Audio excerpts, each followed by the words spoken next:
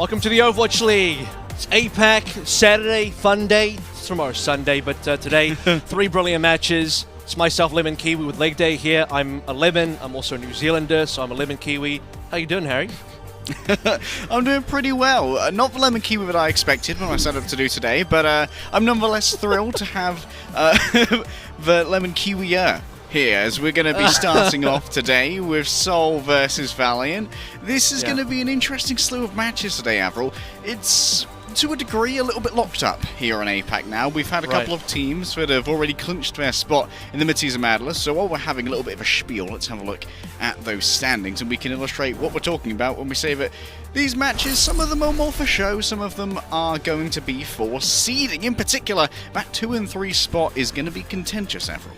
Is your shirt today any indication of who you might be supporting or who you think could be winning, or am I reading too far into it? Not supporting, just know that they are de facto the Titans of well, not the Vancouver Titans, but I was going to say the literal Titans of APAC. Right, certainly. Well, they got the Dynasty locked up, 11 points in the lead right now. They cannot drop out of the first place position in terms of standings, in terms of seeding. The only position we really have to play for at the moment as far as the mid-season tournament is concerned is Shanghai and Spark fighting for number 2. That is not yet decided. If Spark win their next 2 games with any scoreline, they will get the 2nd seed. Shanghai, they just got to make sure they win their next game tonight to I guess, give them the best shot possible.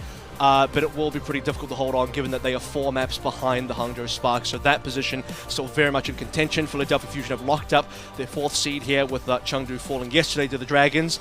And well, the rest of the standings here between 5, 6, and 7, kind of just playing out the rest of the games during the qualifiers. You know, regular season points still matter here, Harry. We still have to look towards playoffs to get points. So, you know, Guangzhou, LA Valiant, Hunter still have a game left. They still have something to play for in that regard.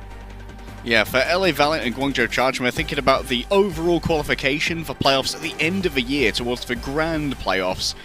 You really need to start your comeback tour as soon as possible. Every single game for them, it's a long projection. And it's a hopeful one towards the future. And for Seoul Dynasty, well, they are certainly alight with hope. They've had themselves a fantastic year thus far.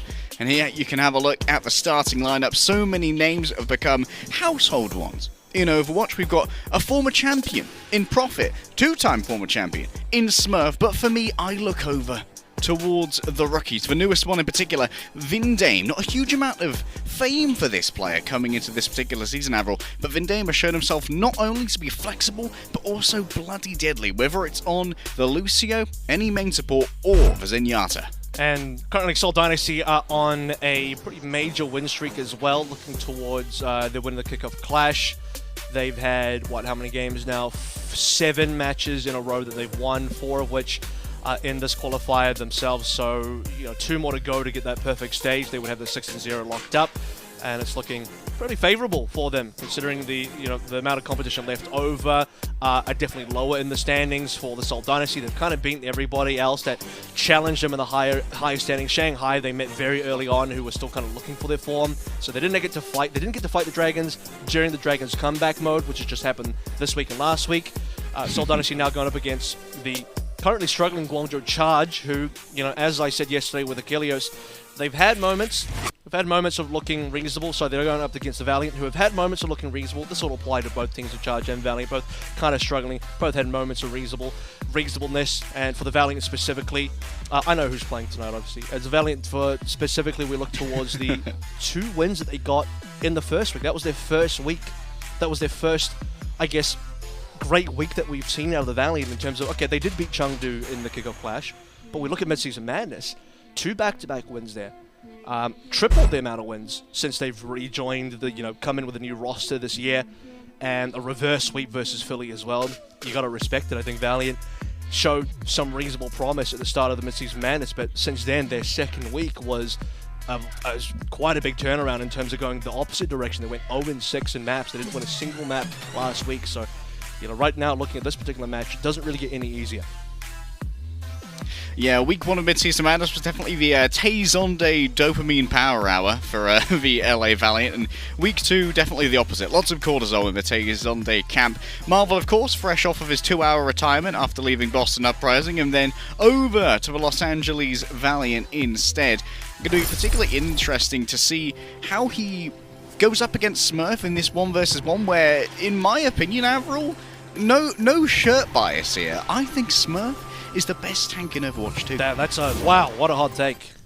No, that is a sizzling take. Smurf the damn! Woo!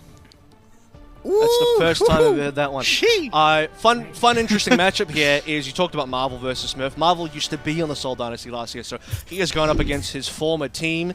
He's gone up against his replacement in Smurf as well. He spent a good amount of time on the Seoul Dynasty, and finally they'll be able to match up properly. Let's take a look at opening compositions. Obviously, first map is going to be Lee Jung Tower here. Stalker coming in to play the Sojin. I suspect he'll play that straight away on Garden. And Innovation, Tracer, Easy Hunt should also be looking towards something like a Sojin. We'll see if Innovation actually goes Tracer. Maybe he sticks on the Sombra instead, because they're looking to maybe counter out something like Smurf's Doom. Seems to be that way so far. There's the opening hack. Valiant actually starting off with both Lucio and Vizen here. Very speedy, but not much sustain, so we need to win fights, and we need to win them quickly. On the other side, Seoul Dynasty, we're looking to take things slow. Allow Prophet to continually pepper away with these rockets, and remember that Prophet doesn't actually have a pocket here from a Mercy. He's relying on either the Orb from Vindame or Creative's hit scan to heal it. And this is what we saw yesterday from the Volunteer Charge as well, right? Because we had the the fire come through. Obviously, Prophet just died via the hack from Innovation, so that 1 second hack still doing wonders with LA Valiant. See if they can get a lot more value off the back of that, being the fact that they did get fire netted as well. Pretty even so far. Smurf going down, LA Valiant should be able to get this on. But as I was saying, like, not the first time we saw fire on this map, but good to see Prophet at least try it. Yeah, that's the last time in this particular matchup as Prophet sweeps over onto the Echo and swoops down onto Molly. As fast as that fight looked won for LA Valiant, but Seoul Dynasty turned it around, and Innovation did at least get some good pack control there that allowed Smurf to die when he was dashing for the Mega, but unfortunately it wasn't enough. And you see the pocketing that you get even as an Echo, right, which is kind of just like the better fire at this stage. It really is just Vindame's Harmony Orb. That's kind of what we're relying on if you are Prophet. LA Valiant being ahead though, with well, they're not really ahead in terms of they got a fight win, but they didn't actually cap the point or anything. Seems like Seoul Dynasty were able to get back in fairly comfortably, setting up a dive now. This Innovation looks for the hack. Marvel and Easy Hunt didn't arrive. It's going to be followed up here by Easy Hunt. Oh, however, unable to commit. Marvel takes a peek in and then decides Smurf might be more fruitful prey.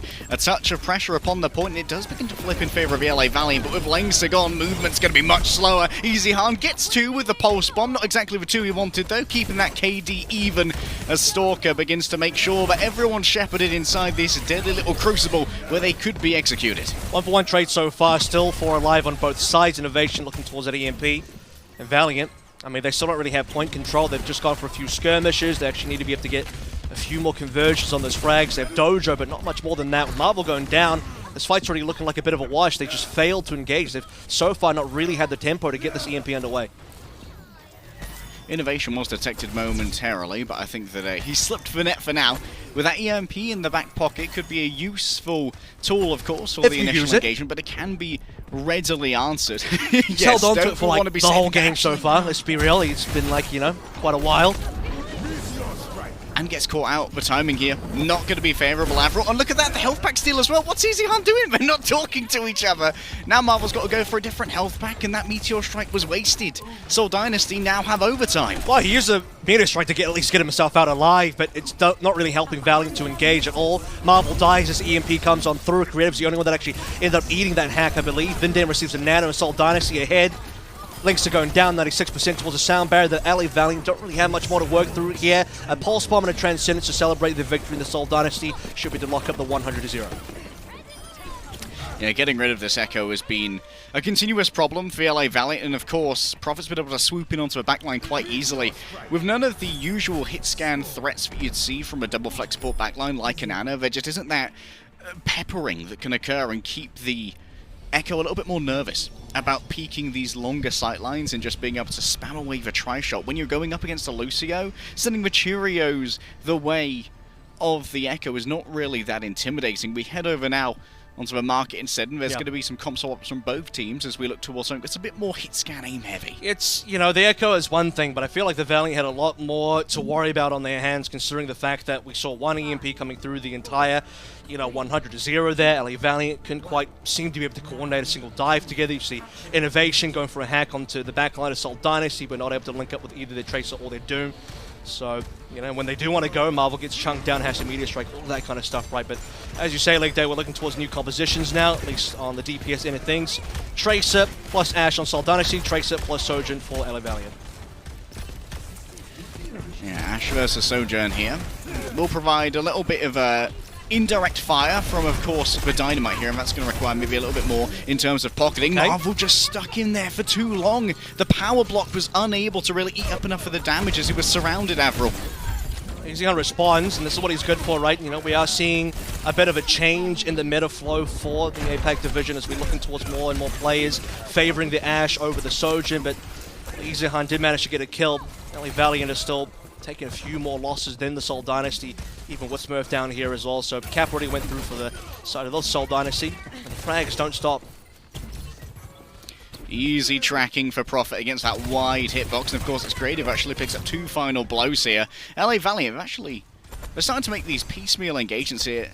Innovation and Marvel may need to take a few more efforts to actually move together, and we identify this as an issue on the first point as well, where Innovation's tanks weren't really followed. Alright, here we go. Another 5 versus 4. Okay. We can use this, right? LA Valiant, seen the 5v4s before, can actually move towards some sort of conversion onto fellow players, further players, I should probably say.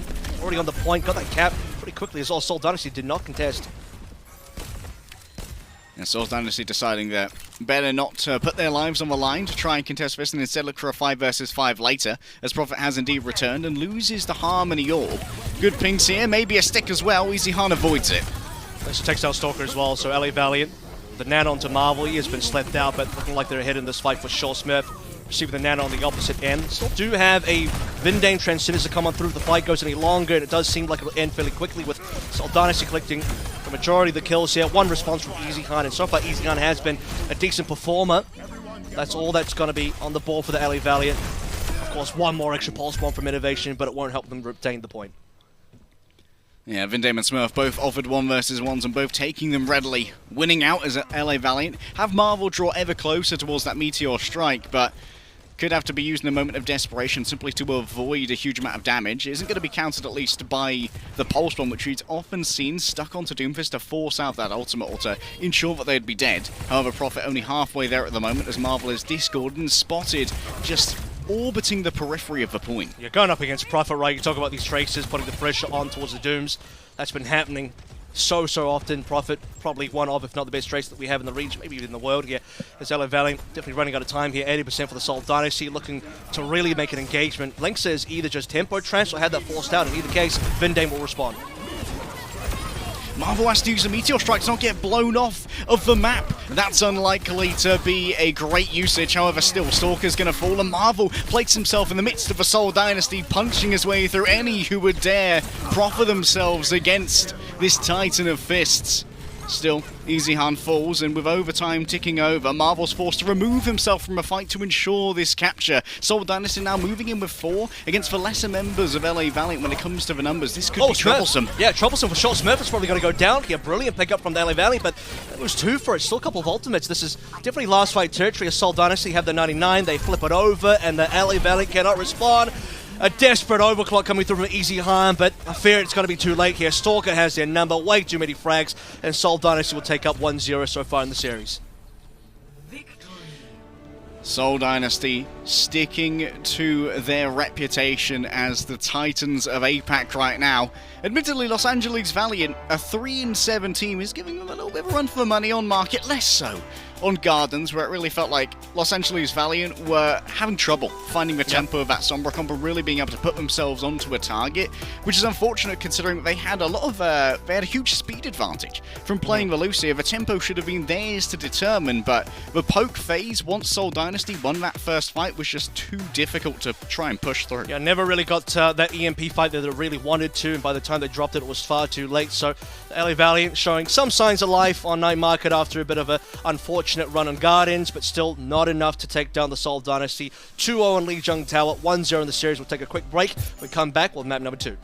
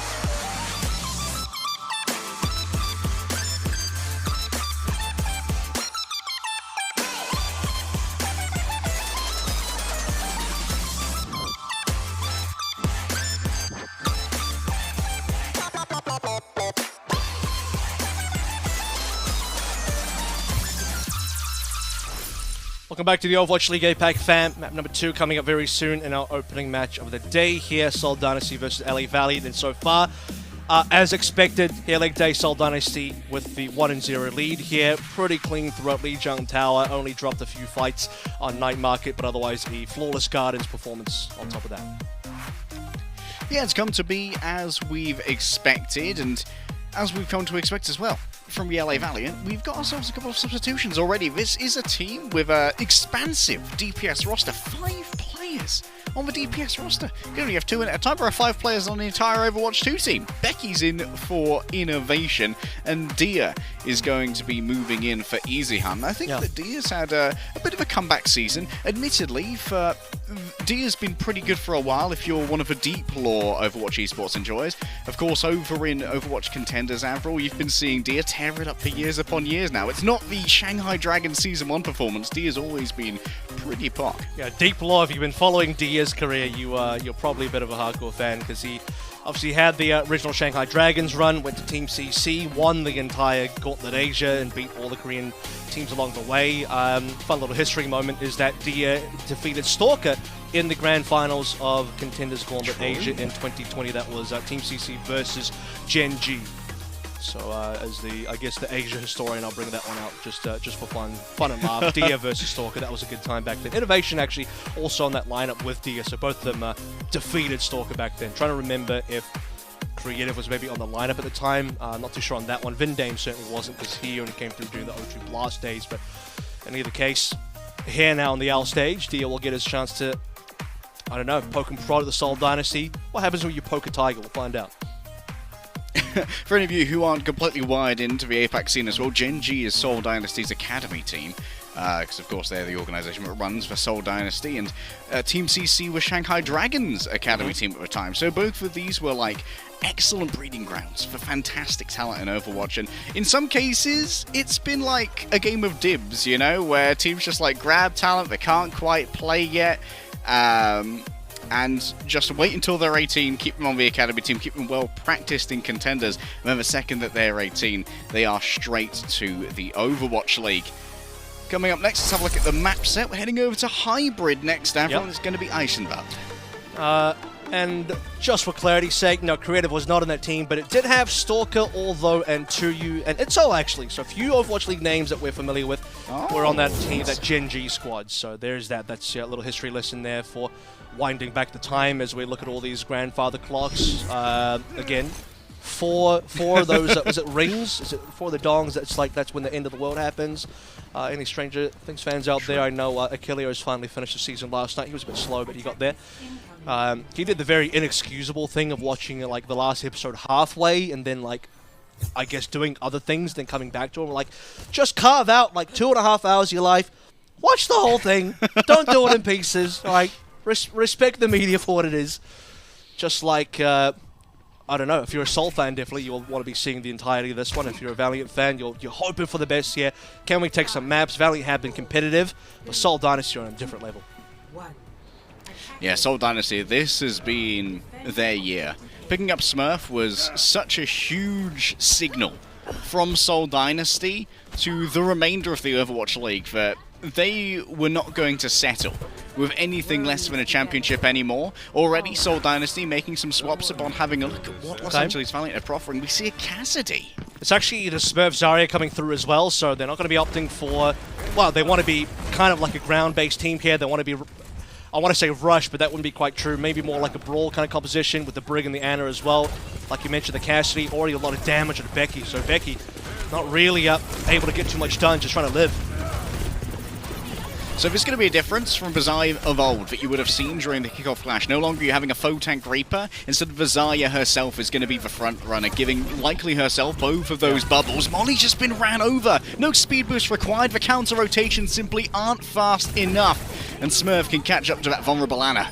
You see what happens is Seoul just out-damaged Los Angeles Valiant as they walk on in. And usually where the LA Valiant should be counterplaying this is you have Dia, Becky that can access the backline, Marvel's all can dive. Sure, your supports are probably going to end up being in trouble. You can trade backlines here. You should have the dive pressure as the LA Valiant, but as Seoul Dynasty walk up, the first thing we saw is that Smurf beaming down Becky, preventing the LA Valiant from getting aggressive. Marvel was backing out. He wasn't confident walking on in, and the Valiant, much like what we saw in Gardens, could not set up a dive. They just got slowly, or maybe in this case, quickly run over.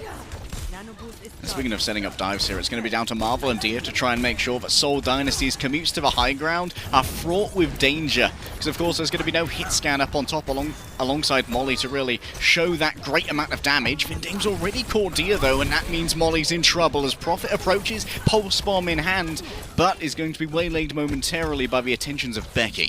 LA Valiant could at least at this stage maybe prevent the payload from moving up too far.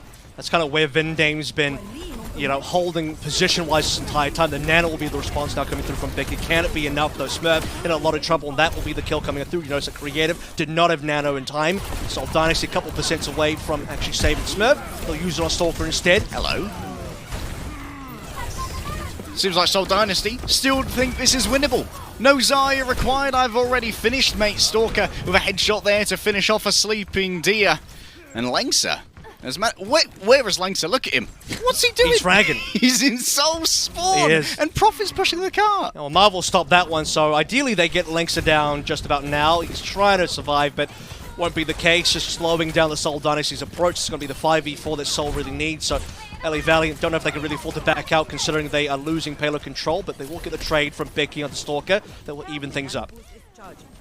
A little bit of a bag fumble there from Seoul Dynasty. Stalker was actually positioned between both Vindame and Creative and still dies to the unassisted poke of Becky. No Discord, no problem, but a rally might be a little bit more that has to be contended with. Smurf has so much, that's a miss! Oh my goodness! It's a good old Nene grab as Marvel manages to move away from it. So low is that Ana, but can it be finished off? Armor pack's given over, a double punch to stun them both, and there's a Zarya bubble to just try and add confusion to the fray. A huge amount of energy is packed onto Smurf, and this means that Los Angeles Valiant need to kite away as soon as possible while they wait for their more deadly members to return. But Smurf says, I'm deadly enough by myself, mate. And Prophet's going to have to just waylay himself onto the cart to continually add this pressure. I mean, that was great plays by LA Valiant up until they lost a member for pushing up there. So Smurf, a little bit of punish. Prophet continuing to push the payload there. LA Valiant, you did see that Marvel kind of outplay the Grav in a way by using his Meteor Strike very quickly. He actually used it before the Grav came on through.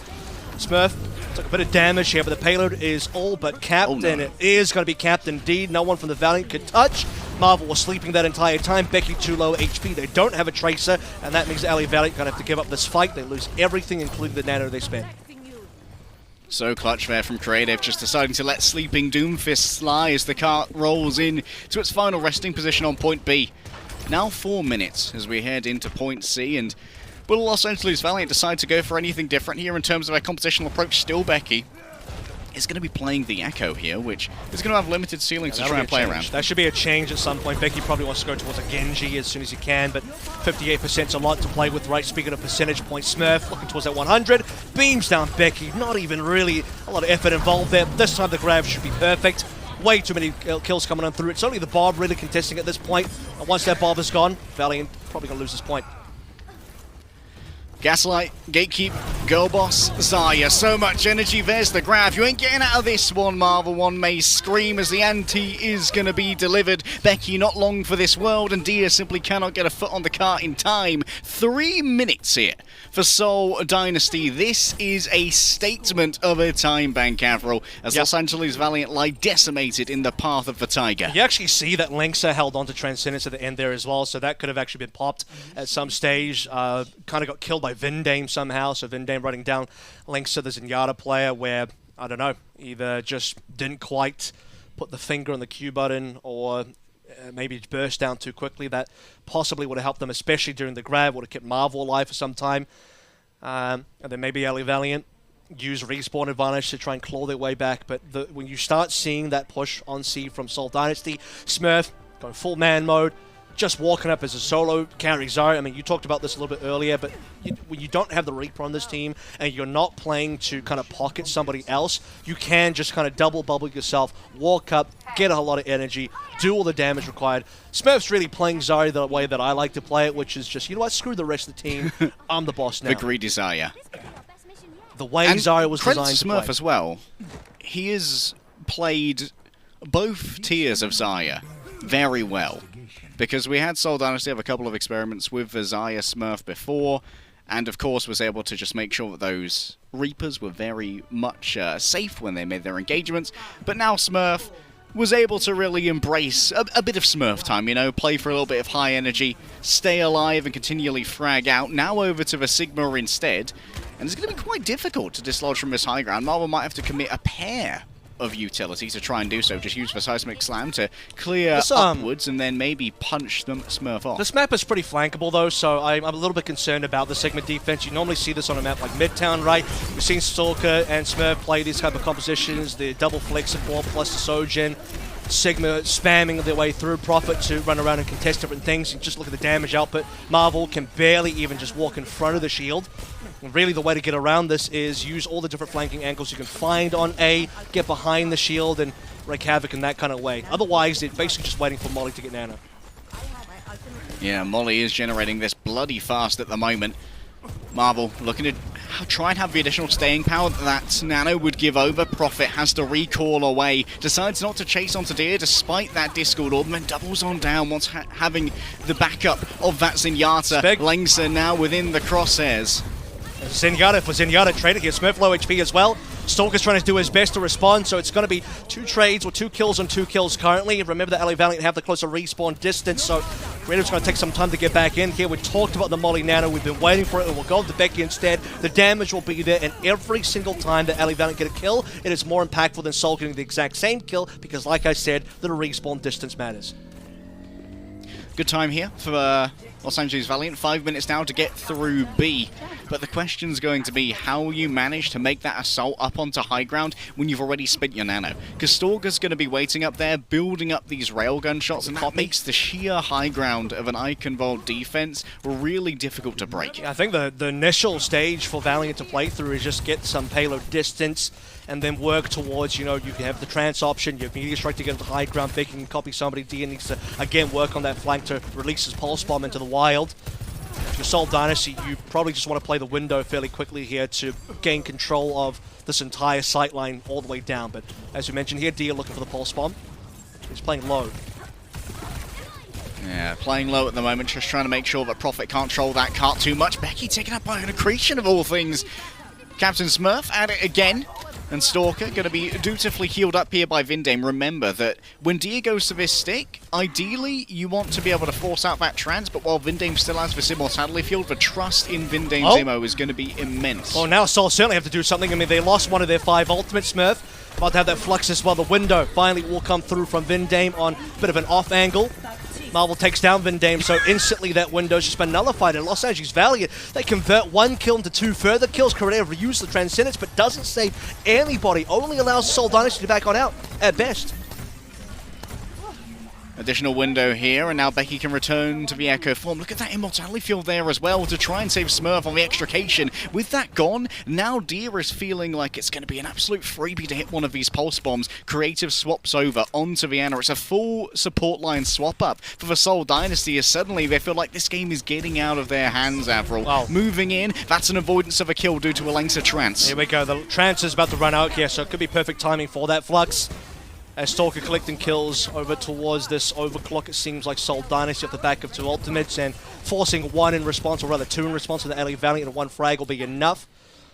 And the LA Valiant, that ends up just being a Meteor Strike to bail out. I think part of the reason why you see Vindame and Creative swapping over is partially that I do believe Smurf will be swapping here very soon as well. So we'll see if that ends up happening on Smurf's next death.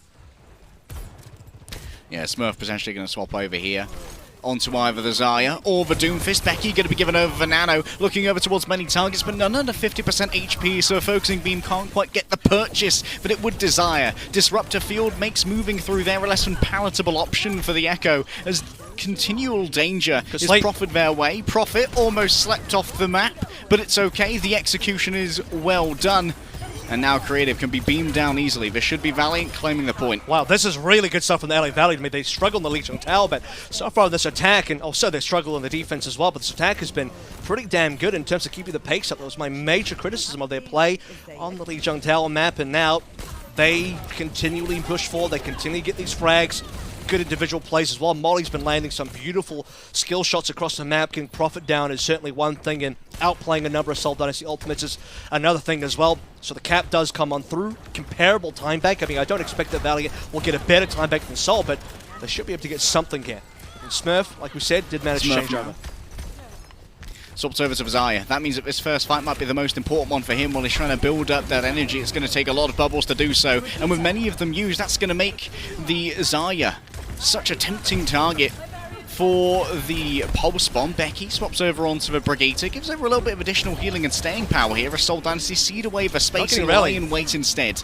Yeah, there's not really a rally there. I mean, it took a very long time for they couldn't get anything done. Stick from Dia, lands on the shield, a little bit unfortunate. Lengsa with the pick up the Prophet is going to give them another 5 versus. Look at the payload positioning here as well. I mean, one single fight when it looks like Valiant could do it is going to give them the cap. There's no response to Seoul Dynasty just falling over. They don't get a single kill. All 5 members of the Seoul Dynasty. Prophet coming back to add a 6th and final death. Maybe survives only because the map is over. And the LA Valiant with 5 perfect frags unresponded to are going to get the cap. And the time, it's pretty reasonable. 2:44 to 2 minutes after it all is said and done when we kind of even out the timers. Drop them down to the 2 minutes here. Only ends up being a 44-second difference. That's damn good by the underdogs, the LA Valiant. Pace and power. An offensive powerhouse the LA Valiant are right here.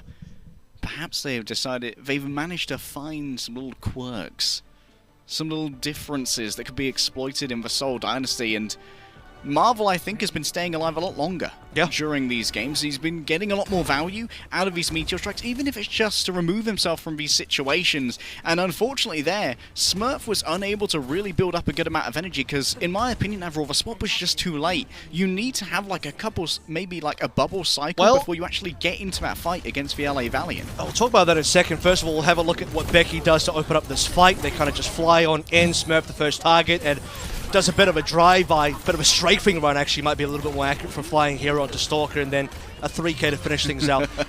On the topic of the Smurf swap, though, here's the thing about the Seoul Dynasty. They do not want to be playing Sigma on the C point. At the point that Creative and Vindame swapped, they were fairly confident that they weren't too far off from being capped on B. I think it was a reasonable call to make. And you do want to be on a preferable comp for C, and that's exactly what you can win, right? You don't have to kind of just throw all your resources at B anymore. If you can hold C properly, which is pretty defensive favored, you can win the map from there. But unfortunately for them, Becky decided no, wasn't going to happen. I'm going to get a 3K. I'm going to allow this cap as well. And Becky's had some huge moments, as I think it's surprising for a not a hugely reputable player coming into the league. Was unknown to a great many people, including myself. Molly, at the moment, once again, playing for that early nano behind a Marvel Winston, of all things. It's another swap up from the LA Valiant, another change of tempo. And that's also going to be Molly landing a Bionano Creative and claiming the kill. That's going to be not quite a permanent 5v4, but a very lengthy 5v4, considering the fact that Seoul Dynasty have a long run back. And with Vindame dead as well, they have no supports at all. This is going to be an LA Valiant cap. Brilliant stuff. One fight, and they already have a cap. Yeah, Marvel dies, but LA Valiant are hugely ahead here. They only have Smurf and 2 supports. They're going to give up A. Yeah, Marvel dies. He's already got himself a forward spawn as well. Doesn't matter at all to the LA Valiant. Seoul Dynasty here, rocked in that initial setup. And remember that Smurf, if you get both the bubbles out, you can still get usage out of that anti-nade. One of the big reasons why we saw so much of the Xayah early in the season is that Bartek Grenade was such a huge playmaking tool, and Xayah is the only person who can cleanse it away. Using that bubble. Once they're used, however, there's nothing to defend Creative from a nice anti, and Marvel simply landing right atop it. And we know that Marvel is a tip-top Winston player. Yeah, Nano's available now, so we'll see what Marvel can do with this. LA Valiant certainly shouldn't be wasting too much time. Actually, just on Becky, I don't really hate that either, because Becky has been carrying so far on the Echo. We talked about the team bubbles coming on through. Smurf will put that on towards Prophet to save his life, but at the moment, nothing else to play through. No more bubbles remaining. Vindame will be forfeit. The rest of them will be as well. Very soon, considering both the supports are dead again. Becky does another strafing run. Seoul Dynasty respond with 2, but they will get fragged. And LA Valiant should be able to get their respawners. I mean, this is going to be at risk of a B cap now. Oh, Becky's having a showcase game and almost has an ultimate available here too, Avril. Who darest thou pick? At the moment, tank copies aren't usually the most powerful, but with 2 bubbles behind the Xayah and potentially the ability to get that quick Graviton as well, could be quite tempted to go for the Xayah. Stalker with the overclock. Do they decide to end this now? Here it goes. So the copy does come on through. We get to see the double bubble composition from 2021. But a Zarya plus Winston combo. Overclock comes on through, and unless Stalker can hit it only bot and headshots, Lynx is going to block out all that damage because he's got the Transcendence running. Graviton Surge comes on through, but the LA Valiant keep on fragging. They have so much more to play through. Suddenly now, can Prophet get it done with this copy again? Supports are down. There's not a lot of healing left for the Seoul Dynasty squad. Stalker, though, some major heroics here. And if Seoul can get it done, the Seoul Dynasty will have saved this B point. It does seem like it will be enough. The combination of Prophet copying over towards a Winston, getting the Primal off, Stalker finally finding some frags, is going to be enough for Seoul Dynasty to hold at B. But look at that distance. That could have been, and maybe should have been, a B cap. Thankfully for Seoul, it's not. But at this point, it's the entire distance of A and B they have to push. Stalker takes a big risk there for big reward. Flanks around the back, I believe, goes over the bridge using the slide to get towards the end of the long lane here. And it means that he was basically untouched once Los Angeles Valiant got into the midst of that battle. Could freely snipe away with a left click and then the railgun from longer range, and essentially be able to take his time with his shots and line them up as best as possible. Still, Los Angeles Valiant, though, they're going to be feeling very good about how far they pushed that with only the 2-minute time bank. And now, they return to the Winston once again. Yeah, I mean, for 2 minutes, that's really damn good time. And if they had Camp B, I think I would have given the map over to them for sure. But even without that, you know, the sort of goodwill I have for Seoul Dynasty is that this is fairly still capable for them. 244, 2 caps here. It can be done. Maybe it should be done. We'll see how they fare. As you mentioned, Marvel staying on the Winston. So just kind of changing up their defensive compositions. The good news about staying on Winston here is that I do think it scales well into B, right? And if you can play for nano primals, you can go for that one and done kind of fight. You just want to have that one very good fight where you do beat the Seoul Dynasty. It's not about how well you're defending over a long period of time. We're going to get into OT pretty quickly here. So LA Valiant, realistically, only need to win one good fight to get the map. Yeah, that Primal's such a good win condition as well in overtime, when it's not necessarily about fragging the enemy team as much as just taking them away from a cart and forcing the objective-based loss. Prophet already making his way into the back line. Langsa wrapped around here and picks up the health pack just to sustain himself a while longer, but Molly's so low. Yeah, well, Molly gets a double bio that allows Becky to swoop on enemy. Both supports are kind of just hiding, reeling from the fact that they got purpled. That's a brilliant response. So Becky's been a bit of an issue for the Seoul Dynasty, so Stalker's going to find him. Can they work this 5v4?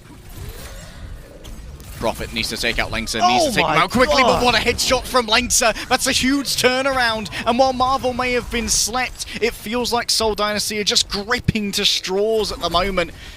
Found Marvel low, stayed in for too long. Langsa has survived, but going to be low on health and on friends as Becky simply goes up against the Winston bubble and can't break it in time. Langsa and Stalker, they were the survivors of this battle until Stalker managed to just get so much done over the course of that. And Stalker, but we saw from long distance, Langsa was aiming his right click towards Stalker, and I think was only maybe one shot away, body shot or headshot, from taking down Stalker and shutting down the Seoul Dynasty, or at least giving his team a bit of a chance to come back. Heroics from Langsa to do as much as he actually did there, but Stalker with, I believe, something like 4 frags is going to be enough for the Seoul Dynasty to claim a minute now left exactly to try and get us over towards the end of B. Dia, instantly hit by that railgun, forced out the recall, and now Dia has to be a lot more reserved in terms of their positioning. Stalker not going to back up onto that Pulsar instead, just trying their best to keep Dia at bay. This gives Prophet a lot more space to work with when it comes to contesting that account, and of course looking for a Pulsar as well. Marvel places his body on the line to stop as it moves. Stuck. 35 seconds remaining, a big stick onto Langsa. Yeah, 98% for Langsa as well towards the Transcendence. That's awful timing for the LA Valiant. Brilliant timing for the Seoul Dynasty. It's going to be just the Nano now remaining as they wait for Langsa to come on back. Remember, for LA Valiant, they have to win one good fight here. 20 seconds remaining. Holding position as best they can. Molly going down. That's a Nano gone as well. They can't hold on to their supports. A burst from Smurf is so good. Langsa's next to go. This needs to be a reset for the Valiant. Seoul Dynasty have everything they want and a touch more. A Primal Rage and Nano Boost. An Overclock as well. Maybe Marvel can make a play here to try and knock people off. And you can see that Becky's actually right now stealthing in the back. Someone needs to be able to touch here to give Becky a distraction to move on through. And now it's Becky time. Becky time indeed. The Nano comes through, might be able to get himself a duplicate off the damage. Focusing Stalker down first. This 1v1 could be everything, and Stalker wins it. Overclock in hand. It's all that Seoul Dynasty need. They have a 5v4, making a 3 remaining Primal. Has been burnt out from Marvel's side of things. Linksa, he held onto the trance. He used the trance in this fight, but it's not going to be enough. Seoul Dynasty had enough win conditions remaining to get us across the line. Stalker versus Becky. 1 versus 1 for the entire map. And Stalker wins it out for the Seoul Dynasty to get a 2-0. It was a battle of avatars of death between these two. Becky had almost a showcase game here on Eichenwalde. However, in the end, it was Stalker, as we saw, with the flank around at the end of the Eichenwalde overtime that really secured this for the Seoul Dynasty, and that's a great amount of game sense to really know what the overall win condition was in the midst of a panic when, honestly, LA Valiant were kind of rolling them on the overtime attack. Yeah, I think that was, again, super winnable for the LA Valiant, right? But even despite pushing all the way to the end of B, you have to give the respect to Seoul Dynasty to say, okay, well, they have 44 more seconds. They probably can do this as well. I have to say, Valiant, despite being 0-2 down, that was a barn burner of the map. Brilliant performance by the LA Valley, despite losing. I mean, look at the score. 5-4 on that map alone tells you everything you need to know about how good Valiant actually were. Unfortunately, though, still can't get a map quite yet. Stalker trying his best to get play of the match today. We'll see if that ends up happening if Seoul Dynasty continue this trend, 2 maps down. How many more do we have left to go? Got to take a bit of a break. We'll find out after this.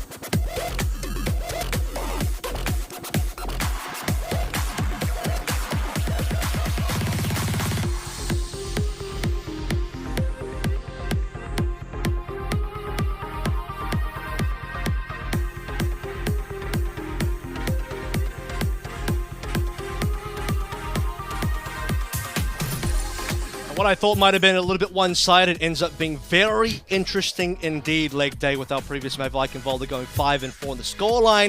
You're currently watching the Overwatch League Midseason Madness qualifiers here in APAC, and we're on last week. First match of the day here, and a lot more entertaining than I gave it credit for. Yeah, this one is pretty insane. As we alluded to at the top of the show, Avril, admittedly for both these teams, in the context of Midseason Madness, this game is somewhat meaningless. But when it comes to the overall season for LA Valiant, this 3-7 team, when it comes to their journey to the playoff spot and potentially doing as well as they deserve to over the course of a long period of time, considering how much this franchise has improved from their dismal 2021, the turnaround needs to start here, and getting some confidence against the best team in APAC at the moment is going to be an amazing start for LA Valiant. I mean, they've got, you guys casted very early LA Valiant this year with you and the actual Lemon Kiwi, not me, the fake Lemon Kiwi. And it was something like you got their 3rd ever map win so far this year, and Yes. I guess the stat line was, okay, well, they've already beaten their previous year's record for how many maps they've won. Well, guess what? They came in today with 17 map wins, so, you know, they've now gotten 15 more map wins than they got in the entirety of the last year. So this LA Valiant is definitely a lot more competitive, and we're seeing that they are going, in very many ways, toe-to-toe with the best team in the region currently in the Seoul Dynasty on that last map. They didn't win it, but damn, were they actually pretty close to winning it. Got ourselves a couple of subs once again. Easy Hunt and Innovation once more will show their faces. Do we think that LA Valiant have kind of like made their delineation now that they have 2 DPS duos, or do you think that it's just a coincidence today? I think you have kind of, looking at it from No Hill's perspective, you have Easy Hunt, who's more of a, well, he's their dedicated Sojin player. They have like 3 different Tracer players here between Dia, Easy Hunt, and Innovation, with Innovation probably being their primary Tracer player. It could be like a duo kind of thing. Becky's their dedicated flex DPS player. Let's not talk about Hacker, because I don't actually know if he's actually on the team, despite him appearing to be on the team. I don't know. I couldn't tell you. I couldn't tell you if he's actually on the team or not. He's an alleged team member. I'll consider there's actually 4 DPSs, because they're the ones that have been played so far. So yeah, maybe No Hill's got himself a bit of a 2 different duos going on here, but between them, I mean, they cover a reasonable amount of bases. You basically have Easy Hunt and Dia kind of having a similar-ish role. Innovation and Becky having a similar-ish role, with an asterisk on top, because Innovation and Becky's hero pool do split off pretty heavily at certain points. But yeah, I mean, this is their sniper lineup, even though Dia's also a sniper, but Easy Hunt's their Sojin player. I don't know, you tell me. There's a lot of overlap, is what I'm trying to say. It's definitely No Hill season right now, Avril. It's No Hill season. We're in the No Hill zone with this team, rather, yeah, just this entire lineup. I'm taking us down this rabbit hole because part of me is upset that Becky's been subbed out. He was having a showcase game. Well, what does he play here, though? Like, yeah, he's having a showcase game, but I don't think you really play Echo I guess here. Genji? Well, you could play the Genji here, but Tracer with the Sojin has been most teams' primary combination. So, you know, Becky's been good on the Echo, but he was pretty good on the Genji, the kickoff clash as well. But I think in this particular meta, you can't go wrong with the Tracer Sojin combination. Certainly Seoul Dynasty would agree, despite Profit being down. Speaking of those Sojourns, Fitz finally in the lobby. Menace of the Seoul Dynasty hit scan line showing his face, and Marvel certainly finding that out the hard way as Vindame takes him down. Those Discord orbs, they are hell for Doomfist, and Fitz going to be pocketed through the assailants of Innovation for the moment, as Los Angeles Valiant have put themselves down under Big Earls here for a little bit of cover from the high ground. Fitz is going to get stuck in here, crunching through with Profit, Sun Tzu style, a pincer maneuver from the times of old, as those Testudos will clash and Valiant will fall. And Marvel the only one surviving that, as LA Valiant lose 4. Brilliant Bayonet from Creed to start things out from, and got to give credit to these Ana players. Molly in the last map landed some unreal Bayonets that actually got them the 8-point caps on Eichenwalde, but this time around it'll be Creative landing a double Bayonet, forcing LA Valiant back. The rest of Seoul Dynasty committing in to collect the kills required. So another attempt now from LA Valiant. Just about 2-ish minutes remaining. Actually had a bit of a potential 1v1 there with Smurf. Could have punched him further in the tunnel. Oh, well, that's happening. Linkster goes down. Oh, another attempt at trying to assassinate this Zenyatta, but of course, in current patch, Zenyatta quite a hardy support with 225 HP and that ability to kick away any who get too close. Means that traders have to be very careful with the engagement ranges that they do decide upon, Avril. Well, Dynasty have a lot of ultimates to play through now. They're getting more ultimates as we speak. LA Valiant have slowed down their approach by quite a significant margin. Bit of a far cry from what we saw in Eichenwalde. This is definitely reminding more of the Licheng Tower gameplay that we saw, where You know, they're trying to set something up, but somebody's always down. They're not able to really set up any sort of dives. Marvel gets kind of instantly bodied when he dives on in. So certainly the Sigma double flex support lineup will do that to you.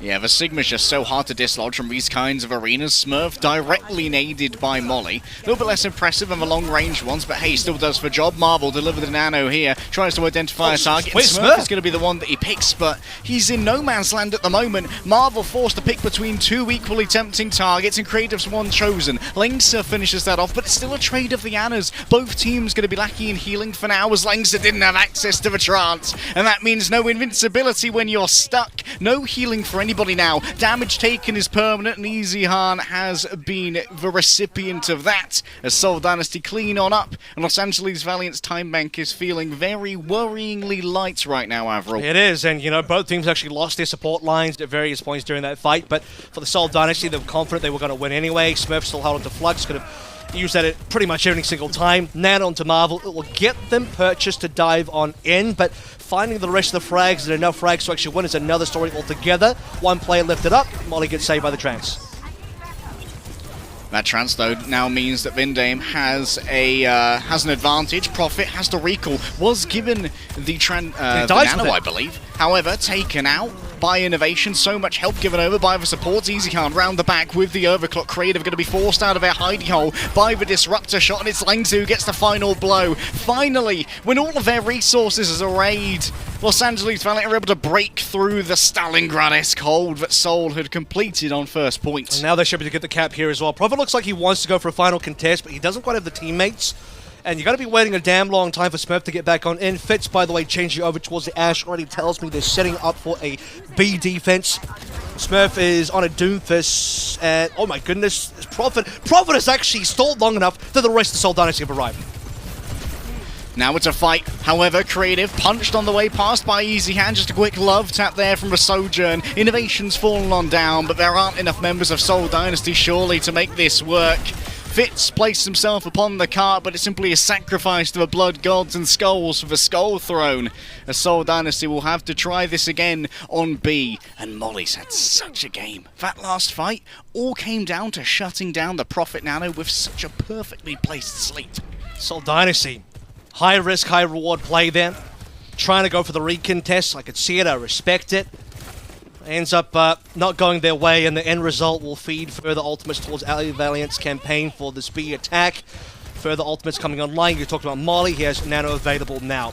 Smurf, we already saw, was on the Doomfist, so our teams be playing the dive as we push on through, and now we are seeing a little bit more of the preference coming through for Ash once more. I think Fitz previously would have preferred to have played the Sojourn here. Prophet with a nice stick onto Molly, but Ash has been flavor of the month returning for APAC for sure. That Molly. So important to remove, especially with the Nano available. Prophet actually bites off a little bit more than he can chew. In the saloon, 3 people waiting in there, and I'm afraid this isn't a hoedown that you want to be involved in. Lengsa pops with Transcendence, believing that this is the one to play for. Vindame given the Nano and chases off Innovation, even if it is going to be the Dynamite that casts the final die. Fitz survives a moment later, and Marvel will finally escape into the loving arms of Molly, who can turn that into some little bit more ult charge. Unfortunately, we already had a Nano. Does mean there's additional burst stealing as Prophet. What? He's been taken down so often. Prophet, I don't know how it's happening, but Innovation's been killing him. Lynx has been a monster on the Zen today so far as well.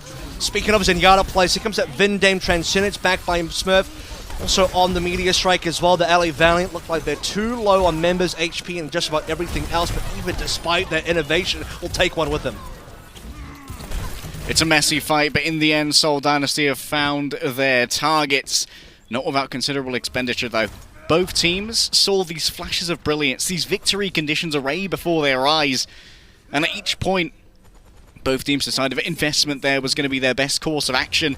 Now, 30 seconds remain, Avril. You can see on over towards the Ash here as well. Pretty reasonable in the neutral game. Again, longer sight lines on Route 66B. I still get baited by the nighttime, you see. And Seoul Dynasty, see if Prophet can kind of get back into form here a little bit. Has Pulse Bomb nearly available. Innovation has it in hand as well. Final fight territory now for the LA Valiant. Well, both teams really. Prophet the defender of the cart. keeps that objective in place for now, making sure that Los Angeles Valiant have to keep someone on that at all times. Innovation now looking for his way in. That's a big stick there onto Marvel. Brings from low, but is the healing going to be there? Easy Hans turned it around. Smurf's the first to fall somehow, even with Marvel getting stuck. What a turnaround from LA Valiant. Overtime warriors, certainly they are, as Innovation grapples with Prophet up close, rolling contested athletics checks to keep this car pushing. And Innovation in the end is the one to strike the final blow, dodging away to make sure they can't be shot under the cart by the Viper in the hands of Fitz, but the Bob is almost prepared, and that might be what is going to continually be the main factor. Bob go cart, I go kill. Fitz is on a big one right now, and Valiant have been peeled from this cart. It's like 3 to 4 kills from Fitz towards the end there, despite the heroics of the LA Valiant once again. Punishing the players of Seoul Dynasty, starting out with Smurf, like you said, the pulse bomb stick from Prophet on a great target with Marvel chunking down the main tank, but it's the tank of Seoul Dynasty that falls. 5 versus 4. Innovation still just showing his prowess. He's getting so many great kills on this Tracer, playing up to Prophet, beating Prophet in several cases as well.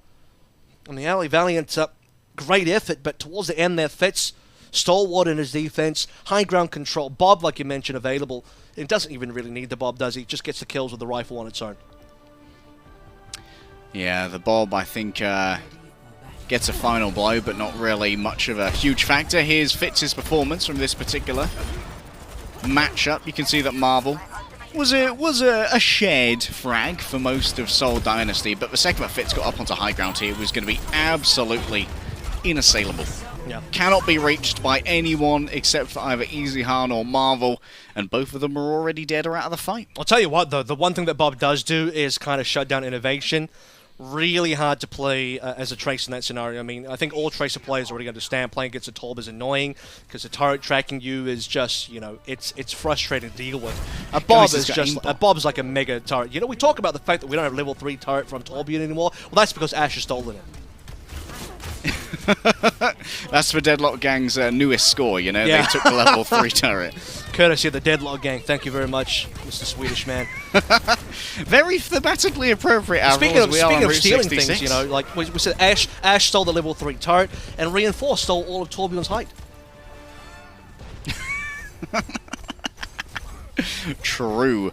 LA Valiant now trying for a stalwart defense. There isn't going to be a Smurf this time, a Sigma this time on that particular Nexus. Instead, Smurf is playing the Zarya instead against the defensive Doom. Fitz already fallen at the hands of Easy Han. It means that the long-range poke of Seoul is going to be considerably weaker. Well, Seoul kind of playing an interesting comp that has areas of long-range poke and areas where they don't as well. I think looking at the LA Valiant defensive composition, which is currently winning as they had the opening pick, they'll continue getting a few more picks. It is decently traded by Seoul Dynasty though, so we'll see how this one pans out. They kind of want to punish Marvel a little bit by diving on in, so Smurf can play defensively on that Zarya, and well, we saw what he can do with high energy on the previous maps. In any case, after this skirmish does conclude, LA Valiant come out ahead, but with some losses on their side, so a few more respawns, I believe, are still on their way back in, maybe. I don't know, it does look like they have all 5 again. Molly's pace towards a Nano, though. That's going to be important. 20% ahead of Creative at the moment. Can just plink away with those darts and, of course, keep Marvel topped up to make sure that's going to be available. For LA Valiant here, it's all about moving first. Once you see that Smurf has expended those bubbles, it's about counting those cooldowns and making your move when Seoul are at their most vulnerable. Right now could be LA Valiant vulnerable. Prophet on the hunt.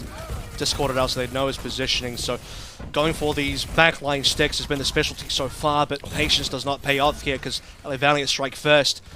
Another player down for the Seoul Dynasty, further players going down here, no supports, no fits, Seoul Dynasty have to back out. However, this is quite a considerable investment here from the LA Valiant. The Nano, the Meteor Strike, and the Pulse Bomb all used in a fight where Seoul Dynasty had instantly lost their Rana. They only had Brigitte, heals, and they didn't use anything. Yeah. I think Los Angeles Valiant may have got a touch overexcited there, Avril, and this could have some long-term implications. Well, it certainly will be a major it's going to be a major ultimate fight for the Seoul Dynasty now in terms of their advantages economically, so they did a good job of maintaining economic control. Resetting the energy on Smurf Zarya doesn't feel great, but here we go. Nan onto profitable people. is able to find Molly. Huge amount of healing now gone, relying on Lengsa, has to pop the trance as they are surrounded. Eichenwalde with a beautiful headshot onto Fitz, gets rid of so much HP, but unfortunately the staying power of Seoul Dynasty may be too much for Lengsa and Eichenwalde to do together. Stuck within the grab, the fundamental forces of Smurf are too much to bear. And I'm afraid that's going to be aces for the first point here, as Seoul Dynasty are going to move on to second, and only 80.7 meters stand between them and a 3-0. I respect the Nan onto Prophet now as well, because what you do see is the fact that he ends up being their dive hero. We're converting the Tracer into a tank, doubling her hero, doubling her, the health bar, I should probably say here, from 150 to 300. It's not quite tank territory, but it will get you certainly some entry, and that's exactly what Prophet did, collecting Molly like you mentioned there. The Seoul Dynasty, despite losing Fitz, well, Smurf, the double grab is enough to get them the point. Los Angeles Valiant now looking for some position to be able to hold in. Eichenwalde would love to be playing the Ashe here instead of the Sojin, but has decided to stay on the Sojin for now. Bobbing towards the back, I believe currently aggroed onto Marvel or something, or potentially completely LOS/slept. It's Marvel, ground the back, big stun, and despite a little bit of wobbling on the bike, still the headshot could be found onto Creative. And a well-placed dive here from Los Angeles Valiant should result in a team wipe almost flawlessly until Molly is lost, and this could cause some problems as there is going to be a deficit of healing here. Smurf has to think about Doom or Winston here, because I think the Zarya on B in particular is got to end up being a bit of a struggle to contest so much high ground available, especially when they've just been fully reset here as well. Eichenwalde, I was saying maybe he thinks about playing a Sojin because Smurf is on the Zarya. Smurf ends up being a reasonable railgun charge battery, and I think most of the difficulty with playing Sojin in some of these metas is what do I shoot to get railgun charge? Versus Sigma, it's easy. Versus any sort of slow tank on the ground like Zarya, it's easy. Versus the big divey tanks, it can be a bit harder. So here, let's see if Smurf can maintain. And of course, if Smurf is discorded... Okay, sometimes Overwatch happens, and Overwatch just happened. Marvel, what in the world was that? Prophet just got absolutely dumpstered. And he's still got the immediate strike as well, so I don't even think he's really in trouble. Looking for an environmental. Smurf's been destroyed by Lengsa. 5 ultimates online for the LA Valley, and they don't have to use anything. They're just destroying the Seoul Dynasty through sheer frag power. Marvel went down at critical HP, but he doesn't die. What an absolute god of a Doom player. Had to hold my tongue there for a second. And one of the things that I was mentioning before Marvel really took my attention was that the Discord Orb is a big problem for Smurf. It's a big problem for all tanks, but Zarya in particular does not have armor, so doesn't really have a huge amount of staying power once that Discord Orb is on. And doesn't have the sort of, escape tools that a Doom would have as well, and you can sort of see the slowness of the Seoul Dynasty comp now because they're staying on the Zarya, and they're not going to be changing anymore because we're on no time remaining. Pulse Bomb onto the shield. Okay, well, Seoul survived that one. Oh my innovation! Staying slow, but geometry. Fitz's bullets. Oh, so fast, so furious, and now guess who's up in the commanding position? Eichenwalde with the overclock and the nano behind it. Huge amounts of damage to pump, but guess who else is here? Smurf, yet again with the grab at long range, places the Sojourn within it. I've had enough of your shenanigans, and Fitz has had enough of this matchup. 3-0 demands Fitz, and blood shall be called for. A sacrifice met by the Los Angeles Valiant, and now the cart shall just stroll in towards the end. Yes, Marvel is to try and contest this. They can't even use the meteor strike. It's too fast, too furious, too sticky, too gooey, and too disgusting for TV. Seoul Dynasty finish up with a 3-0. I mean, it was looking pretty difficult towards the end there, but it ends up being too easy for the Seoul Dynasty, I fear. How good was that? Smurf into the grab. To be honest, it actually missed. I don't know if you caught that, but the grab misses, but Eichenwalde walks into it. He actually walked into the grab that actually went nowhere. It went somewhere. It went into the middle of, I guess, the entire lane, the pushing lane, and then it did a better job than zoning. It ended up still getting them a ton of value, so well done to Smurf for all that, but what an interesting final fight there. It feels like it goes really well for the LA Valley. They're holding their 5 ultimates. They don't have to use anything to, defend the point. They're winning in such a heavy manner. But then it all falls apart. I mean, we don't even get to see the meteor strike from Marvel. And I'm not talking about his final recontest. I'm talking about just in that final fight before we even talk about recontesting. So a number of things there where, you know, Smurf even ends up on the high ground somehow, but we talk about the fact that Zarya was going to struggle doing that, and he took the time to walk on top of it. I think he might have, not quite rocket jump, but like a Zarya right-click jump off the payload onto the high ground there as well to look for the angle and the grab. Just small things like that to get their players into position, but it was looking super dire for the Seoul Dynasty for a long time. Yeah, and it was looking dire for the Seoul Dynasty, but where they definitely looked at their best was when Stalker was in on the Sojourn, and that's why he's going to be our player of the match, because otherwise this could have very easily been a 2-to-1 scenario right now. Eichenwalde was just a huge game for Stalker on the Sojourn, and of course Lijiang Tower, well, Eichenwalde doesn't like to talk about Lijiang Tower. This was very much Seoul's through and through, and Stalker was a big part of that. He's been a big part of the lineup today for sure, both Ash and also the Sojourn play that we've grown accustomed to now out of Stalker. This is someone that didn't even really get play time in the kickoff clash. I think came in for a couple of maps, played a little bit of Tracer. He actually did play the Tracer today as well. That's one thing that is really good about the Stalker Prophet kind of duo, is that to me, Stalker is a bit of a clone of Prophet, so I don't know what Seoul Dynasty did, but Arnold's bought himself, he's created himself a cloning machine, and they said, you know what, can we just make a second Prophet? And they did. So, Seoul Dynasty, with that, it's a second Prophet that also has a hit scan pool, which is crazy. So he's got some hero shared between both Prophet and Fitz, which is really incredible. So coming in very late into the rookie conversation, but making some big waves. Yeah, Prophet underwent mitosis and it formulated Stalker. And for my money, honestly, I think Stalker has the best mechanical tracking I've seen since Bunny Avril. I've seen Stalker do a lot of tracking. I watched him a lot on Gen G in Korean Contenders. And I watched him a lot in Korean Contenders on Gen G, and every time I saw Stalker on Trips, I was like, is this guy legit? That's some mad tracking. He legitimately, when we say bad, you mean like bad, good, bad. Yeah. He's got a, because most people who are not familiar with his career in Contenders, he's had different elements of his hero pool being displayed in multiple different metas over the course of Contenders, where he's been the primary projectile player, he's been the primary hit scan player. He really has an extremely flexible hero pool to the point where I genuinely think he is a potential Hyperflex in that he does move between the two roles quite fluidly and has been, like Proper on O2 Blast in his various games, the primary DPS player that plays whatever the most important hero is in a meta. This is his time back on Gen G, because he was like the player on Gen G, right? So now he's able to show some of that flexibility now onto the Seoul Dynasty squad as well. So we do get to the 3-0 leg day. Took a little bit of a scenic route on Eichenwalde, got things to be a little bit more interesting on Route 66 as well, but nature is healing. 3-0, Valiant unfortunately do not end their loss streak, and Seoul Dynasty continue to move on up. Speaking of moving forward though, guys, that is going to be our first game done. It does going to take another quick break, but when we come back, we'll talk a little bit more about the game and then get ready for the next. The Overwatch League is brought to you by Upper Deck, the official trading card of the Overwatch League.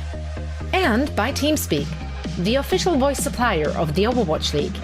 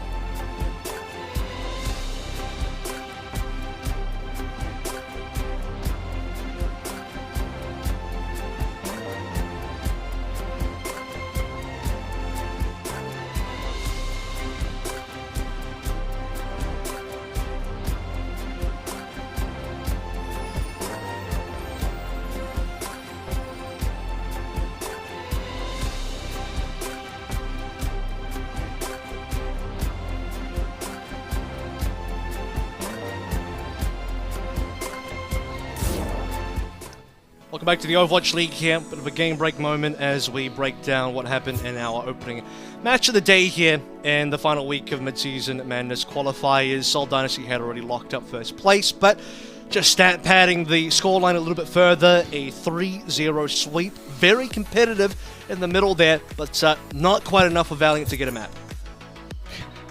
Yeah, Valiant came close so many times, and admittedly, that final fight on Route 66 could have gone the other way if, I think it was Innovation, got caught on map geometry, trying to exit towards the outhouse from a little skirmish on the Mega Pack, looking to get a stick on those the outhouse was occupied. Up players. Someone was in it. Shrek was in there, somebody once told me. And unfortunately, that really did sort of snowball into a 5 ultimate advantage for Los Angeles Valiant, not really being able to turn into anything. We saw Marvel get overrun so quickly that couldn't Meteor Strike out, and even then, coming into contest a car at the end, died so quickly that the Meteor Strike was saved for Overwatch 3. And honestly, I think the Seoul Dynasty, they put themselves in dire straits, let's be honest, Avril, with the insistence upon the Zarya comp. The slow and lack of vertical approach really meant that dislodging Eichenwalde was a real challenge, and it meant Lengsa and Molly had a lot more space to work with as well, and Lengsa and Molly today have been pretty much on fire. So even on that last map, Marvel as well, with his flyby kill into Profit, controlling all the space. They had that one fight where they, didn't have to use any ultimates, had 5 online, used nothing to win. I think this will be it here, actually. Just boom, sliding off geometry. That was like a Tony Hawk pro skater move, just off the side of that. It really was. The mountain, whatever the hell that is, and just off the cliffside, I should probably say, straight into Profit. Had no idea what happened there. This is like Call of Duty Advanced Warfare. We're doing wall running now from Marvel. It's just all crazy stuff. Some inventive social media guru is going to make a good Tony Hawk's Pro Skater edit of that one. Have the fakie in, get your grind combo, make sure you keep that combo multiplier going up and up. Seoul Dynasty, they finally got Fitz onto his high ground, and it meant that you had to get rid of Eichenwalde first, who was doing pretty well on the Sojourn, to be fair, but I think for me, I was most impressed with the support line of the LA Valiant. Like, Becky really impressed me, but he was only in for one map, and honestly, I would have liked to have seen a little bit more of Becky, because he was having a great day today. It's very promising for the LA Valiant. I think some people will use this from the angle of, there's two perspectives. You can either look at it from Seoul's POV or LA Valiant's POV. If you're only looking at it from Seoul's POV, you're like, oh no, how did they look? How did LA Valiant look competitive against Seoul? That's so bad for Seoul. Or, I think the other approach, which I think is the accurate one, is like, no, Seoul's good, they're doing their normal things, but LA Valiant are just a heavily underrated team that is probably deserving of a bit more respect, given that, okay, they have some bad moments, but damn, can they have some good moments too. It won't give them a map. I think Eichenwalde was very winnable, but it'll be another opportunity for LA Valiant down the line. Speaking of down the line, let's get ready to head towards our next matchup here. We have Hangzhou Spark taking on the Chengdu Hunters, but that all happens after this break.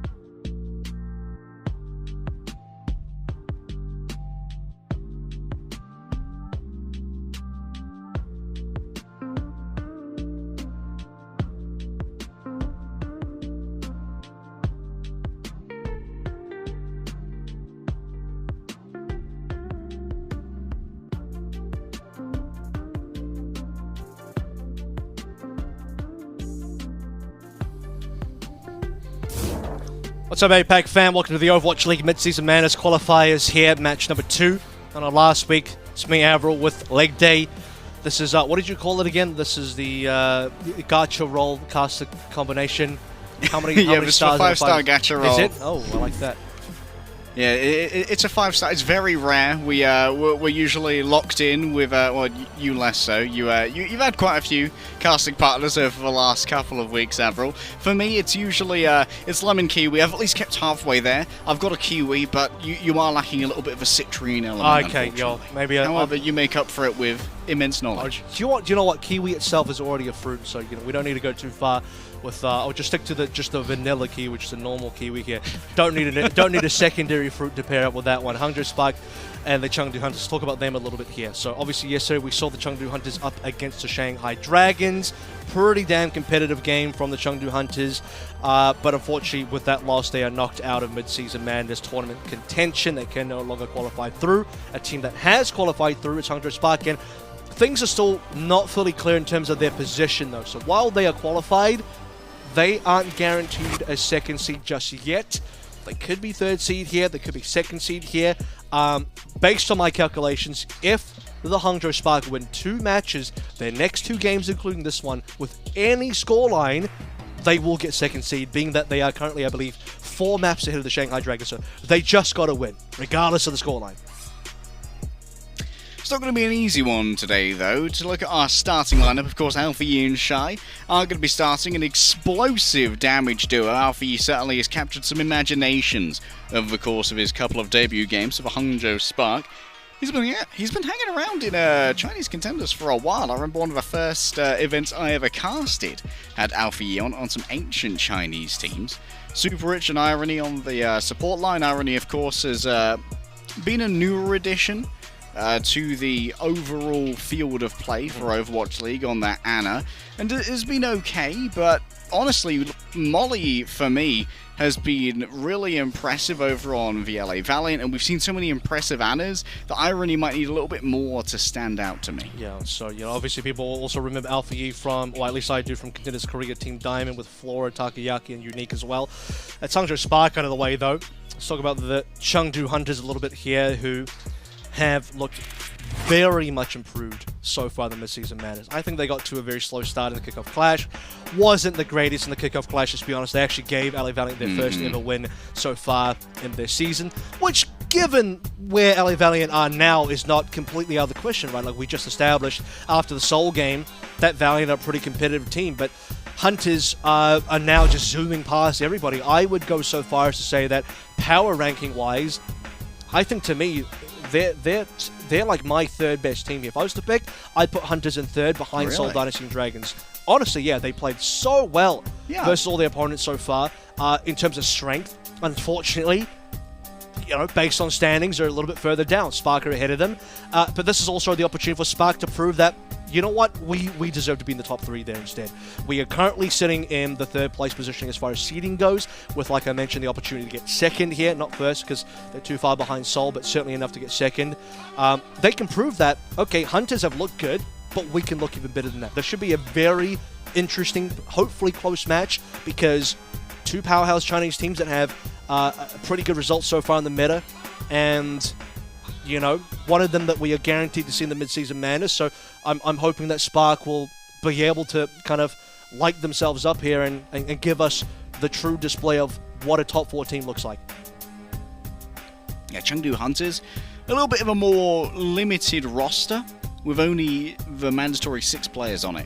And if you'll come with me on a journey, Avril, I'm going to ponder my orb of Reddit analysis right here. And I think there was a bit of concern coming into this season as to how Jinmu would be faring on his less traditional heroes, away from the usual projectile heroes on things like the Sombra, on things like the Tracer. His Genji has always been good, and in my opinion remains good. When I watched yesterday's game of Chengdu Hunters, I think Jinmu had one of his best rates performances, being able to go toe-to-toe with Fletter. Yeah. Our Season 3 MVP, Jinmu is having a great season in the last few games. And that's the thing, right? I've often looked at this team, the Chengdu Hunters, and despite the rest of the roster, I very much base their overall strength around how good Jinmu is. The reason I do that is because really, to me, the success of how far they can go comes down to, can Jinmu fill the hole that Leave leaves behind? Because Leave was the Tracer player. He was the flex DPS on the team, even though he's a hyper flex that plays everything. But that's being proven now from the fact that he's had to move over to Hitscan to cover that gap that's been left behind. Jinmu has humongous shoes to fill. And yesterday, in their match versus the Shanghai Dragons, I felt like he filled those shoes. Like, that was not the first time, but that was a clear example of me looking at it being like, Jinmu's really playing at a crazy high level on that particular game. As we all finally remember, if you missed out on that game, I heavily recommend you go back. There was a 1 versus 2 moment as well. Jinmu versus both Iziaki and Lep. He was on 20 HP, and he outplayed them and won that 1v2 as a Genji on 20 HP. So, just unbelievable performances on the side of the Chengdu Hunters. Let's see if that continues. Let's see if the Hangzhou Spark can pull through and beat the Hunters. Today will be Sombra Ball Tracer versus Classic Bernard Doom with Shy on the Ash as well. A little bit more direct damage for Hangzhou Spark with Shy opening up on that Ash. Jinmu forced to move away quickly, and of course no kill found onto Bernard, who used his power block to take out a large majority of the incoming burst and turn that into pain for the enemy team. Hangzhou Spark, when it comes to the initial layup here, do have some good control of the grounds, and Monk's just inadvertently wandered his way into the hands of Alpha Yi, but Alpha Yi might be a little bit nervous about taking that particular duel. Bernard falling low here, surrounded, and while it isn't going to be a full cancel and a full hack from Jinmu, it will at least keep Bernard out of the fight for a little while longer. Alpha Yi hacked up once again by Jinmu. Remember that the Sombra does, I believe, 40% more damage to the targets that are hacked, so they become incredibly vulnerable to taking those 1 versus 1 duels and being exploited by the huge DPS that Sombra can pump out in those situations. Just from the Sombra though, so unfortunately the rest of the team still needs to help out. Sombra can do some reasonable damage, but everyone else needs to be piling in and being able to add. And speaking of that right now, I mean, the Hangzhou Spark between Alpha Yi and Shy get 4 kills. They lose Burner, but they come on back. Chengdu Hunters, I believe, no, they got first blooded. They lost Nisha to Super Rich, who then was traded out via Gaga, killing Burner. But Hangzhou Spark will be able to collect the rest. So a very extended initial neutral fight that goes the way of the Hangzhou Spark. Pay attention, by the way, to Shy's ultimate charge, already on 74. And we already talked about the strength of Bob against players who play Tracer, who are relying upon the svelte physique of Tracer to really give her a lot more staying power now when you don't have a second tank to really absorb some of that damage. Jinmu opening up with a hack onto Alpha Yi, but unable to really finish off the kill for now. Instead, a lot of focus giving over onto Shy. Now 10% away from the Bob. Bernard blown away by Leave elsewhere. A good sticky moving on over, and that's going to be a flip. Shy didn't want to reduce themselves to the ground from a pavilion, instead preferring the high ground instead, and now Chengdu Hunters can play from a more defensive position. Out goes the Bob, and yes, there are mines available. The question for Chengdu Hunters is, with Shy down, do they even need to invest this? Because Bob isn't on the point contesting it. I don't know where the Bob actually went. Unfortunately, it could have been hacked out. A number of things could have happened to the Bob in either case. Not going to be helping them out in this fight.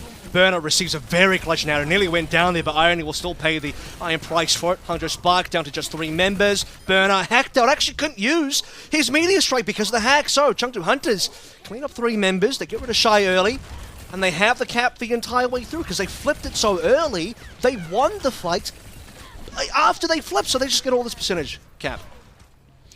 Alpha Yi, quick swap to the Widowmaker and the Spawn just to make sure that Spawn camping is a little bit less tempting for the Chengdu Hunters.